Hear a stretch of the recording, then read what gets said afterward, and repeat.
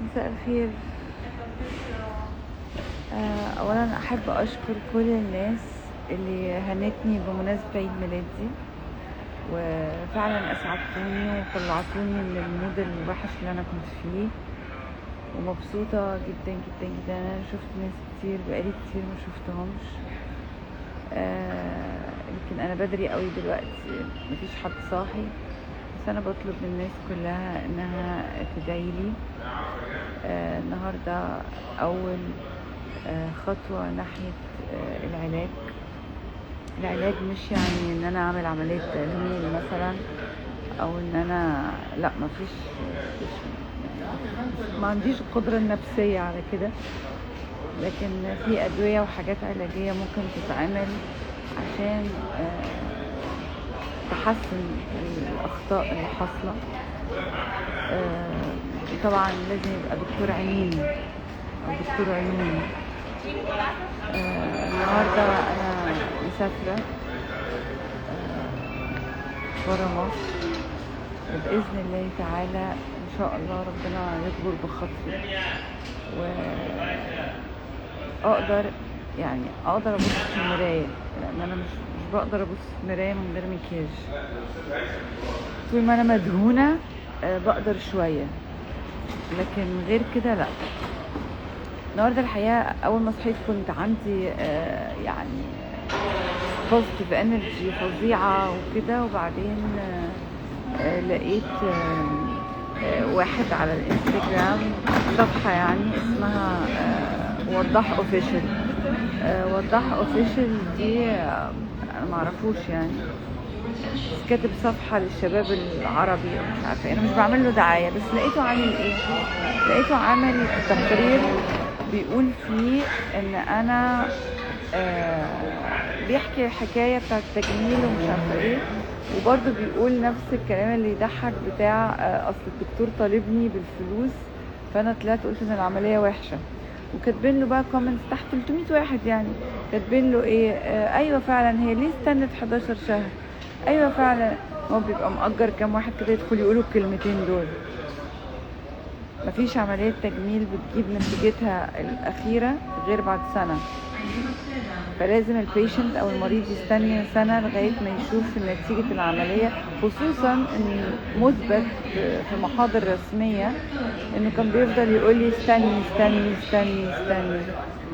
زائد مش أنا اللي اتكلمت أصلا ولا طلعت قلت أي حاجة. ثانيا هو أنا استنيت سنة عشان أقول إن أنا اتشوهت، طب هو استنى على فلوسه سنة ليه؟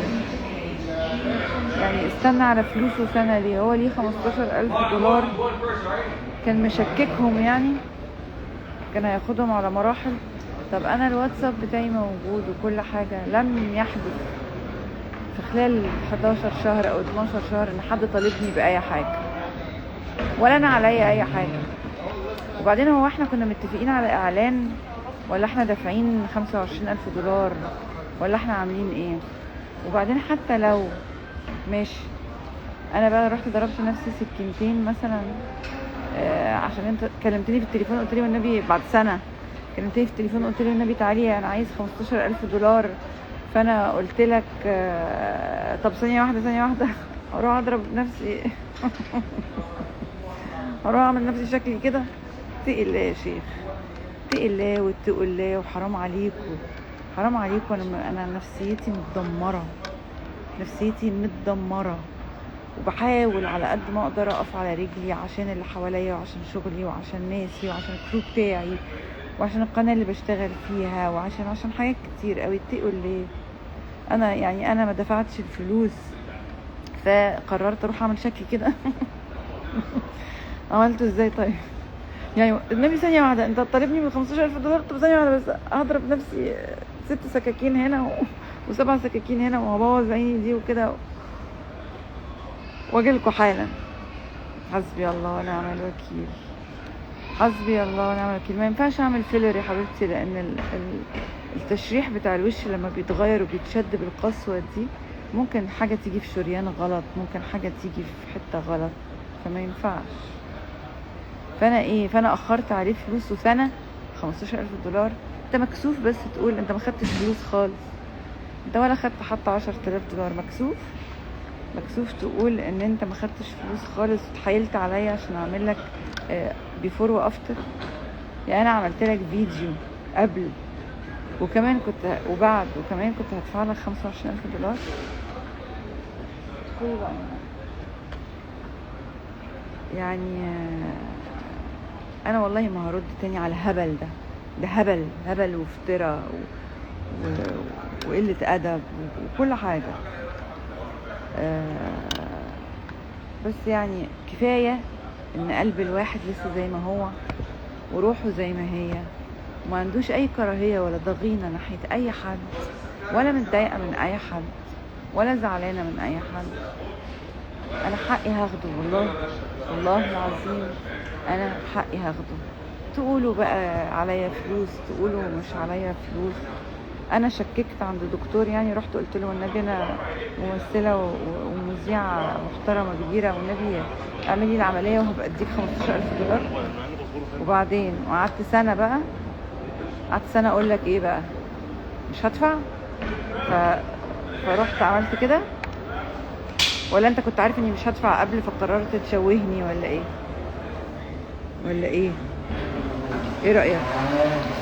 دول تمن $15,000 يعني ده انت عملت فيا كده عشان ولا انا اللي عملت في نفسي ولا ايه؟ كاتب يقولك ايه اصلا راحت لدكاترة كتير بعدية. رحت لدكاترة كتير بعديك ايه؟ عملت عملية يعني بعد العملية تاني في النص ولا عملت ايه؟ عيب بقى عيب والله عيب، واللي دافع عنه عيب.